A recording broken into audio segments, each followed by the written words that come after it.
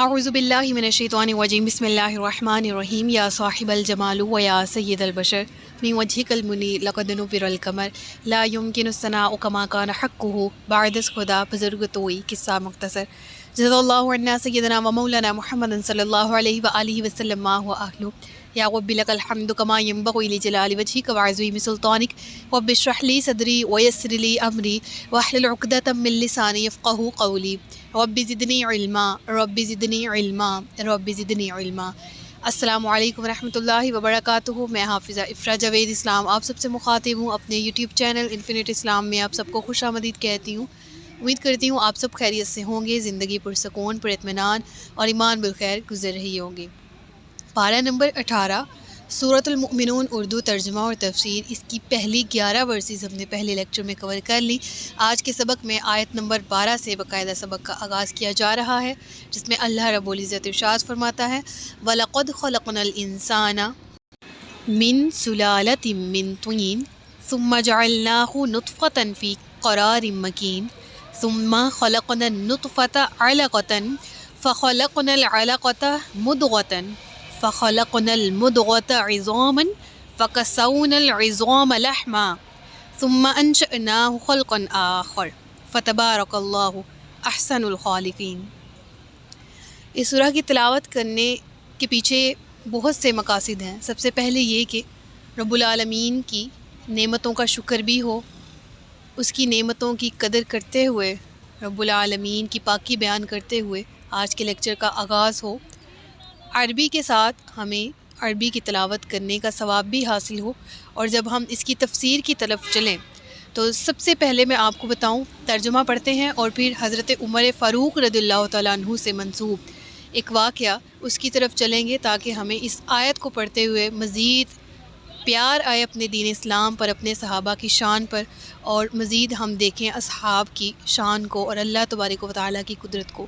تو گو کہ یہ آیات رب العالمین کی قدرت پر دلالت کرتی ہیں، اور رب العالمین جس نے انسان کی پیدائش کا ذکر کیا، جس نے نہ ہونے سے ہونے میں تبدیل کیا، جس نے کن کہہ کر فیکون تمام عالمین کو بنایا، وہ فرماتا ہے اور بے شک ہم نے انسان کو چنی ہوئی مٹی سے بنایا، پھر اس کو ایک مضبوط ٹھہراؤ میں پانی کی بوند بنایا۔ اس سے مراد کیا ہے؟ رحم مادر ہے، جہاں پر انسان کا پہلا وجود جو نطفہ ہے وہ قرار پکڑتا ہے، اور اسی سے ہی باقی کے پروسیس شروع ہوتے ہیں، اور وہ کیا ہیں؟ ثم خلقنا النطفۃ علقۃ، پھر ہم نے اس پانی کی بوند کو جمع ہوا خون بنایا۔ یہ ہم سب کی پیدائش کا رب العالمین نے یہاں پر پروسیس بیان کیا، اور اگر ہم انسان خود اپنے جسم پر، اپنی تخلیق پر غور کرے تو ضرور پکار اٹھے کہ اس کو بنانے والا علی کل شیء قدیر ہے، اور وہ خالق، مالک، رازق ہے، ایسا کہ جس کے ہاں کسی بھی قسم کی کوئی کمی نہیں۔ وہ بہترین بنانے والی، برکت والی ذات ہے، احسن الخالقین ہے، سب سے بہتر بنانے والی، اور جو بنانے والے دنیا میں مصنوعیات میں مصنوع چیزیں بنانے میں ماہر ہیں، ان کو بھی عقل دینے والی ذات اس کی ہے۔ اب یہاں پر رب العالمین فرما رہا ہے تم ایک نطفہ تھے، تم نے قرار پکڑا، پھر ہم نے اس نطفہ کو جمے ہوئے خون میں بدل دیا۔ پھر رب العالمین فرماتا ہے پھر جمے ہوئے خون کو گوشت کی بوٹی بنا دیا، پھر گوشت کی بوٹی کو ہڈیاں بنا دیا، پھر ہم نے ان ہڈیوں کو گوشت پہنایا، پھر اسے ایک دوسری صورت بنا دیا، تو بڑی برکت والا ہے وہ اللہ جو سب سے بہتر بنانے والا ہے۔ سامعین کرام، یہاں پر حضرت عبداللہ بن عباس رضی اللہ تعالیٰ عنہ کی روایت ان سے جو منسوب ہے وہ یہاں پر بیان کرتے ہیں کہ حضرت عبداللہ بن مسعود، حضرت عبداللہ بن عباس رضی اللہ تعالیٰ عنہ فرماتے ہیں کہ جب یہ آیت نازل ہوئی تو حضرت عمر فاروق رضی اللہ تعالیٰ عنہ نے جب اس کو سنا، اس آیت کو، اس کے ابتدائی حصے کو ہی ابھی سنا، یعنی جب اس آیت کی ابتدا ہوئی نا کہ وَلَقَدْ خَلَقْنَا الْإِنسَانَ مِنْ سُلَالَةٍ مِّن طِينٍ ثُمَّ جَعَلْنَاهُ نُطْفَةً فِي قَرَارٍ مَّكِينٍ، ابھی یہاں پر ابتدا میں ہی ابھی انہوں نے یہ اتنی سی تلاوت سنی اور فوراً سن کر کہا فَتَبَارَكَ اللَّهُ أَحْسَنُ الْخَالِقِينَ۔ تو نبی پاک صلی اللہ علیہ وآلہ وسلم ان سے مخاطب ہوتے ہیں اور فرماتے ہیں کہ اے عمر رضی اللہ تعالیٰ عنہ، اسی طرح نازل ہوا ہے۔ اللہ اکبر، یعنی عمر فاروق نے ابتدائی حصہ تخلیق انسان کا سنتے ہی اپنی زبان سے اقرار کیا کہ تبارک اللہ احسن الخالقین، تو رب العالمین کے محبوب نے ان سے گویا کہ وہ مخاطب ہوئے اور فرمایا کہ عمر مجھ پر وحی بھی یوں ہی نازل ہوئی ہے۔ اللہ اکبر۔ تو بالکل جب اس پروسیس کو دیکھا جائے، پڑھا جائے، سمجھا جائے تو دل گواہی دیتا ہے۔ اور کیا گواہی دیتا ہے؟ اشہد ان لا الہ الا اللہ وحدہ لا شریک لہ، کہ ہم گواہی دیتے ہیں کہ الہ ہے جو ہمیں تخلیق کرنے والا ہے، اس کے سوا کوئی دوسرا الہ ہونے کے لائق نہیں۔ اور الحمدللہ گواہی دیتے ہیں کہ ہم بحیثیت امت محمدی اپنے رب کی معرفت حاصل کر چکے ہیں۔ ہمیں معلوم ہے کہ ہمارا پروردگار اللہ ہے اور بڑی برکت والا ہے، بڑی برکت والی ہے وہ ذات، احسن الخالقین ہے، سب سے بہتر بنانے والی۔ پھر اس کے بعد رب العالمین نے تخلیق کا ذکر تو فرما دیا، پھر فرمایا ثم انکم بعد ذلک لمیتون، اے انسان تم اپنی تخلیق پر بھی غور کرو اور اس پر بھی کہ جب تم یہاں نہیں ہوگے اس دنیا میں، تمہیں موت دے دی جائے گی، پھر تمہارے ساتھ کیا معاملہ ہوگا۔ یہ آیت دو طرح سے دلالت کرتی ہے، ایک تو رب العالمین کی قدرت پر دلالت کرتی ہے، اور دوسرا یہ کہ یہ آیت میں اگر دیکھا جائے تو وہ لوگ جو منکرین قیامت ہیں، وہ لوگ جو روز حشر کے قائم ہونے کے منکر ہیں، وہ لوگ جو رب العالمین کی ذات کے منکر ہیں، اور وہ کہتے ہیں کہ کیا جب ہم ہڈیاں ہو جائیں گے، کیا جب ہم گل سڑ جائیں گے تو دوبارہ سے ہماری کریشن ممکن ہے؟ ایسا کیسے ہو سکتا ہے؟ تو رب العالمین نے فرمایا تم بھی تو کچھ نہیں تھے، تم نے بھی تو نطفے کی صورت میں قرار پکڑا، پھر تم خون، پھر گوشت، پھر اسی گوشت کو ہم نے ہڈیاں پہنائی، پھر ان ہڈیوں کے اوپر دوبارہ سے تمہاری صورت بنائی۔ وہ برکت والی ذات بالکل اسی طرح جب تم مر جاؤ گے، ثم انکم بعد ذلک لمیتون، پھر ثم انکم یوم القیامت تبعثون، یوں ہی تم دوبارہ اٹھائے جاؤ گے۔ جس رب العالمین نے پہلی دفعہ تمہیں پیدا کیا وہی اس بات پر قادر ہے کہ تمہیں دوبارہ سے زندہ کرے۔ اور یہاں پر یہ بات بھی قابل غور ہے کہ ہر شخص کو کسی نہ کسی چیز پر غرور ہو جاتا ہے۔ کوئی زیادہ حسین ہو تو اس پر غرور کرنے لگتا ہے، کوئی زیادہ امیر ہو تو اس پر اس کو گھمنڈ آ جاتا ہے، کوئی زیادہ ذہین ہو تو اس پر اترانے لگتا ہے۔ رب العالمین نے تمام کی تخلیق کا پروسیس ایک بیان فرمایا کہ تم تمام کی ابتدا کیا ہے؟ وہ ناپاک پانی جس سے تم پیدا کیے گئے ہو، لہٰذا تم بھی۔ رب العالمین فرما رہا حقیقت ایک ہے تو پھر اترانا کس چیز کا؟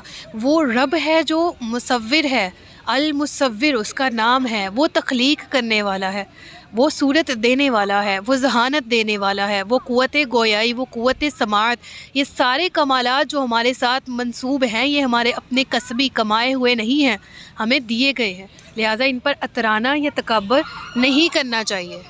پھر اس کے بعد رب العالمین فرماتا ہے اور بے شک ہم نے تمہارے اوپر 7 راستے بنائے اور ہم مخلوق سے بے خبر نہیں۔ 7 طرق سے مراد 7 آسمان ہیں، اور راستوں سے مراد یہ فرشتوں کے راستے بھی علماء فرماتے ہیں کہ اس سے یہی مراد ہے۔ اور دوسرا یہ کہ جب ہم نے رب العالمین کے حضور حاضر ہونا ہے تو انہی کو، یہی وہ منازل ہیں جو اوپر کی طرف جاتی ہیں، جن کو کراس کرتے ہوئے ہم آگے جائیں گے۔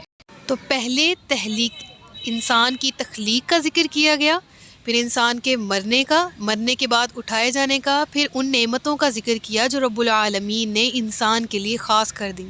رب نے فرمایا میں نے 7 آسمان پیدا کیے تیرے لیے، پھر فرمایا وہ آسمان بھی یوں ہی نہیں بلکہ ان سے پانی اتارا تاکہ زمین میں ہریالی، زمین کچھ اگائے، اور وہ جو اگائے وہ بھی تمہارا رزق، آسمان سے پانی بھی تمہارا رزق، اور زمین جو اگاتی وہ بھی تمہارا رزق۔ گو یہ کہ انسان بنایا اور پھر تمام کائنات کو انسان کے لیے مسخر کر دیا کہ وہ شکر ادا کریں۔ اب اس کا ذکر ہے وَأَنزَلْنَا مِنَ السَّمَاءِ مَاءً سے، آیت نمبر 18 ہے، اور ہم نے آسمان سے ایک اندازے کے ساتھ پانی اتارا، پھر اسے زمین میں ٹھہرایا، اور بے شک ہم اسے لے جانے پر قادر ہیں۔ پھر اس کے بعد فَأَنشَأْنَا لَكُمْ بِهِ مِن جَنَّاتٍ مِّن نَخِيلٍ وَأَعْنَابٍ، رب العالمین نے اب پھر میں واپس لے کے جاؤں گی، رکوع کی ابتدا سے واپس آتے ہیں، انسان کی تخلیق، پھر اس کے بعد آسمانوں کی تخلیق کا ذکر، آسمان سے پانی برسانے کا ذکر، زمین سے سبزہ اگنے کا ذکر، اور پھر ان اشرف اللہ تبارک و تعالیٰ کی طرف سے پیدا کرنے والی جو مخلوق ہے اس کی طرف سے جو اشرف سبزیاں، اشرف پھل جو فضیلت کے اعتبار سے بلند ہیں ان کا ذکر کیا گیا کہ ہم نے پھر اگائے۔ رب العالمین فرماتا ہے اس پانی سے ہم نے تمہارے لیے کھجوروں اور انگوروں کے باغات پیدا کیے۔ تمہارے لیے ان باغوں میں بہت سے پھل میوے ہیں، ان سے تم کھاتے ہو۔ دیکھیے رب العالمین نے یہاں پر ذکر بار بار فرمایا، لکم لکم، تمہارے لیے تمہارے لیے۔ اے انسان، میں نے تجھے پیدا کیا، پھر یوں ہی بے یار و مددگار، بے آسرا، بے سہارا نہ چھوڑا، تمہارے لیے یہ بنایا، تمہارے لیے یہ بنایا۔ اور وہ چیزیں معمولی نہیں، آسمان زمین پیدائش، جو آسمان اور زمین پیدا کرتی ہیں چیزیں، ان کو بھی رب نے فرمایا صرف تمہارے لیے۔ اور پھر آخر میں وَمِنْهَا تَأْكُلُونَ، یہ تمام چیزیں تم کھاتے ہو۔ اور ہم نے درخت پیدا کیا جو طورِ سینا پہاڑ سے نکلتا ہے، تیل اور کھانے والوں کے لیے سالن لے کر اگتا ہے۔ اس سے مراد زیتون کا درخت ہے کہ رب العالمین نے زیتون کا درخت پیدا کیا جو طورِ سینا نامی پہاڑی سے نکلتا ہے، تیل اور کھانے والوں کے لیے سالن لے کر یہ اگتا ہے یہ درخت۔ اور کس طرح سے کہ اس میں عجیب صفت ہے کہ ایز اے تیل بھی اس کو یوز کیا جا سکتا ہے، اور بالکل اسی طرح سے اس کے اور بھی دیگر بے شمار فوائد ہیں۔ جلایا بھی جاتا ہے، دوا کے طریقے پر بھی کام میں لایا جاتا ہے، سالن کا کام بھی دیتا ہے، اور اس سے روٹی بھی کھائی جا سکتی ہے، یعنی غذا بھی ہے، ایز اے دوا بھی استعمال ہو سکتا ہے، جسم پر بھی لگایا جا سکتا ہے۔ زیتون کا تیل بالوں کے لیے بہت مفید ہے، پلکوں کے لیے، ہڈیوں کے لیے۔ الغرض یہ کہ رب العالمین نے اس کو اب یہاں پر خاص طور پر ذکر کیوں فرمایا گیا، وہ عرب جو کہ اپنے ارد گرد کی چیزیں دیکھتے تھے، لیکن ان کو دیکھتے ہوئے معرفت الہی ان کے پاس نہیں تھی، تو ان کا ذکر کرتے ہوئے فرمایا کہ یہ سب چیزیں پیدا کرنے والی ذات اللہ کی ہے، جس نے ان تمام کو تمہارے لیے پیدا کیا اور تمہیں ان پر قدرت بھی دی۔ ٹھیک ہے، پھر رب العالمین نے فرمایا وَإِنَّ لَكُمْ فِي الْأَنْعَامِ لَعِبْرَةً، یہ مفہوم بالکل سورۃ النحل جیسے ہیں۔ اگر سورۃ النحل ریویژن کر لیں تو یہ بہت اچھی بات ہو جائے گی، اور اگر اس سورۃ النحل کے لیکچرز بھی آپ نے سننے ہیں تو وہ پلے لسٹ سے سن لیجئے گا، اس میں بھی رب العالمین کی قدرت کے بے شمار دلائل ہیں۔ تو پڑھتے ہیں یہاں پر، اور بے شک تمہارے لیے چوپایوں میں سمجھنے کا مقام ہے، ہم تمہیں ان سے پلاتے ہیں جو ان کے پیٹ میں ہے۔ مراد کیا ہے؟ دودھ ہے، اور تمہارے لیے ان میں اور بھی بہت سے فائدے ہیں، اور انہی سے تم کھاتے ہو، اور ان پر تم کشتیوں میں سوار ہوتے ہو، یعنی اور ان پر اور کشتیوں پر تمہیں سوار کیا جاتا ہے۔ تو مراد جانوروں کے فوائد ہیں۔ رب العالمین نے فرمایا کہ ان سے تم دودھ بھی حاصل کرتے ہو، انہیں تم کھاتے بھی ہو، ان پہ تم سواری بھی کرتے ہو، اور یہ تو خشکی کے لیے تمہاری سواری ہے، جبکہ تمہیں پانی پر سفر کرنے پر بھی قدرت دی ہے۔ تو رب العالمین اس کے بارے میں فرماتا ہے بے شک تمہارے لیے چوپایوں میں سمجھنے کا مقام ہے، جس کے ذریعے تم عبرت حاصل کر سکتے ہو۔